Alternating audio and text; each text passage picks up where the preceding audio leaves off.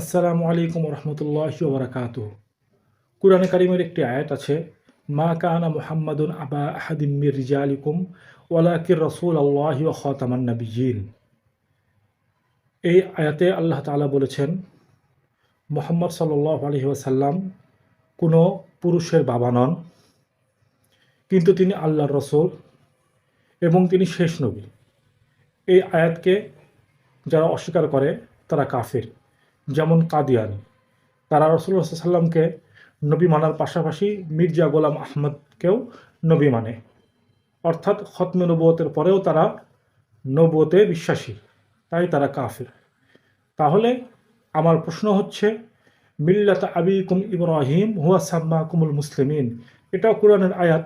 এই আয়াতে আল্লাহ তাআলা বলেন, তোমাদের জাতির পিতা ইব্রাহিম আলাইহিস সালাম, তিনি তোমাদের নাম মুসলমান রেখেছেন।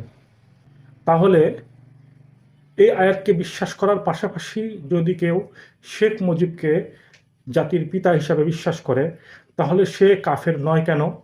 রাসূলকে বিশ্বাস করার পাশাপাশি মির্জা গোলাম আহমদকে নবী মানার কারণে যদি কাদিয়ানীরা কাফের হয়, তাহলে ইব্রাহিম আলাইহিস সালামকে জাতির পিতা মানার পাশাপাশি শেখ মুজিবকে আওয়ামী লীগরা জাতির পিতা মানার কারণে তারা কাফের হবে না কেন?